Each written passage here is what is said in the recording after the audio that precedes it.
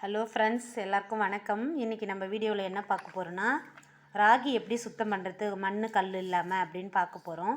ராகியை வாங்கிட்டு வந்துட்டு ஒரு 3 கிலோ, நீங்கள் ஒரு 2 கிலோ வீட்டுக்கு தேவையானது நம்ம வாங்கிக்க போகிறோம். அதை வாங்கினதை இந்த மாதிரி ஒரு பாத்திரத்தில் கொட்டி தண்ணி ஊற்றிக்கோங்க. தண்ணியை நிரப்பிட்டு நல்லா 2 டைம் வாஷ் பண்ணிவிடுங்க. வாஷ் பண்ணிவிட்டு எப்பொழுதுமே நம்ம இந்த மாதிரி கல் மண் இருக்கும் அடியில். ஏன்னா ராகி வந்து ரொம்பவே சிறிய சைஸில் இருக்குது இல்லையா, தானியத்தில் சிறுதானியத்தில் முதலிடம் இதுக்கு தான். திணைக்கும் ராகிக்கும் தான் இம்பார்ட்டன்ட் ஃபஸ்ட்டு. இப்போது இதில் இருக்க சிறு சிறு கற்கள் எப்படி இருக்கும், அதை எப்படி நீக்கணும்னு தான் இந்த வீடியோவில் நம்ம பார்க்க போகிறோம். ஃபஸ்ட்டில் தண்ணி ஊற்றி ஊற வைக்க வேண்டாம், ஏன்னா காய வைக்க போகிறோம் இல்லையா மாவு அரைக்க, அதனால் ரொம்ப ஊற வைக்காதீங்க. தண்ணியில் போட்டதுமே 2 டைம் வாஷ் பண்ணிவிட்டு இந்த மாதிரி கல்லை நீக்கிறதுக்கு எப்படின்னு பாருங்கள். இப்போ இது மாதிரி ஒரு பாத்திரம் எடுத்துக்கோங்க. அதில் கொஞ்சம் கொஞ்சமாக இந்த மாதிரி கையால், பழைய முறையில் அரிசிலாம் நம்ம கல் இப்படி தான் நீக்குவோம், அந்த மாதிரி நீக்கினீங்கன்னா உங்களுக்கு சுத்தமான ராகி கிடைக்கும். மாவில் கற்கள்லாம் இல்லாமல் கூழோ களியோ பண்ணுறதுக்கு ரொம்பவே க்ளீனாக கிடைக்கும் நமக்கு. இதை மாதிரி 2 டைம் வாஷ் பண்ணிவிட்டு இது நல்லா கல் நீங்கிடும். இந்த மாதிரி நம்ம பண்ணோம்னா ஒரு சிலவங்களுக்கு கல் நிற்காது, ஃபஸ்ட்டு பண்ணுறவங்களுக்குலாம். 2 டைம் இந்த மாதிரி நீங்கள் அரிசி நல்லா ராகியை இந்த மாதிரி பண்ணி எடுத்துக்கோங்க. க்ளீன் பண்ணி அரிசி எப்படி நம்ம கல் நிற்கிறோமோ அதே மாதிரி தான் இந்த மெத்தடில் தான் ஃபஸ்ட்டுலாம் எல்லாருமே சமைப்பாங்க. இப்போது மில்லுலேயே நம்மளுக்கு சுத்தமான அரிசி கிடச்சிடுது இல்லையா, கல் நோய் நீக்கி. அதே மாதிரி ராகி வந்து கிடைக்கிது மாவா, ஆனால் அவ்வளோ எனக்கு சாட்டிஸ்ஃபை இல்லை. அதனால நான் இந்த மாதிரி வாங்கிட்டு வந்து தான் சுத்தம் பண்ணி மாவு அரைப்பேன். அதுக்காக தான் உங்களுக்கு இந்த வீடியோ பண்ணுறேன்.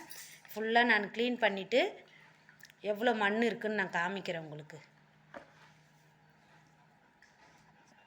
இப்போ பாருங்கள், ஃபுல்லாகவே ஃபினிஷ் பண்ணிட்டேன். 2 டைம் இந்த மாதிரி அரிசி அரைக்கிற மாதிரி ராகி அரிசி எடுத்துக்கோங்க நல்லா. இப்போது நான் இந்த தண்ணியை ஊற்றி இதில் எவ்வளோ மண் இருக்குதுன்னு நான் காமிக்கிறேன் உங்களுக்கு.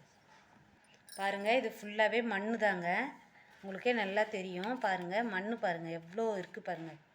இந்த மாதிரி ராகியில் மண் இருக்கும். அதனால தான் நம்ம எப்படி மாவு வந்து புளிக்க போட்டு கூழெலாம் செய்வோம் இல்லையா, மாவு பயன்படுத்தும் போது அந்த பண்டங்கள் சாப்பிடும் போது அதில் மண் இருக்கும். எவ்வளோ மண் பாருங்கள். 2 டைம் நான் பண்ணி வாஷ் பண்ணியிருக்கேன். ஃபுல்லாகவே உங்களுக்கு தெரியும்.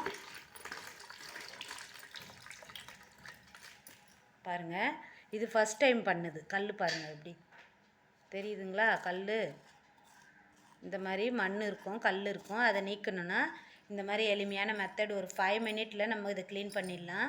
இப்போது ராகி நான் சுத்தம் பண்ணிட்டேன்.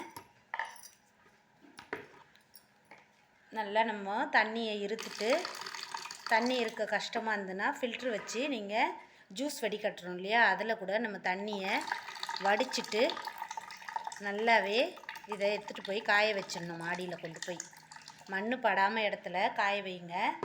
பாருங்கள், இது வந்து சுத்தமாக 3 டைம் வாஷ் பண்ணி நான் வச்சுருக்கேன்.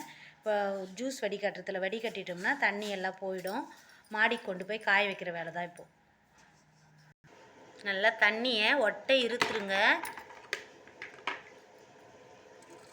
டீ வடிகட்டியில் நல்லா நம்ம சுத்தமாக இருத்துட்டோம்னா, ஏன்னா இது ரொம்ப சின்ன பொருள் இல்லையா, கையில் நம்ம ஃபில்டர் பண்ண முடியாது. அதனால தான் இந்த மாதிரி பண்ணிக்க சொல்கிறேன். இந்த மாதிரி ஒரு வெள்ளை துணி போட்டுக்கோங்க காய வைக்கிறதுக்கு. உடுத்தின துணியை பயன்படுத்தாதீங்க, ஏன்னா நல்லதுக்கு எல்லாத்துக்குமே பயன்படுத்துவோம் இல்லையா ராகி. நம்ம சுத்தமான துணி இருக்கவே இருக்குது, ரேஷனில் கொடுக்குற வேஷ்டி, அதை கூட நீங்கள் பயன்படுத்திக்கோங்க. இப்போது வெயிலில் நம்ம நல்லா காய வச்சுக்கணும். நல்லா மாவு அரைக்கிற அளவுக்கு ஒரு 4 மணி நேரம் நல்லா வெயிலில் காய வச்சுக்க போகிறோம். நல்லா உதிர்த்து விட்டுருங்க வெயிலில். சின்ன சிறுதானியம் தானே, சீக்கிரமாகவே ட்ரை ஆகிடும்.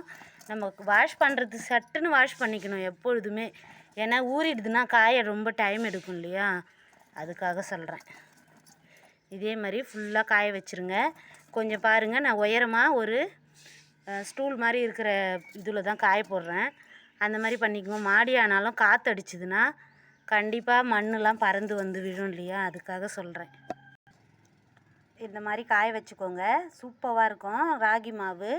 சுத்தமான முறையில் காய வச்சுட்டு நம்ம ஈவினிங் தான் போய் அரைக்க போகிறோம், அதனால் நான் மாவு காமிக்க முடியல. இதே மாதிரி ஃபாலோ பண்ணி அரைச்சிங்கன்னா சுத்தமான ஆரோக்கியமான ராகி மாவு தயாராகிடும்.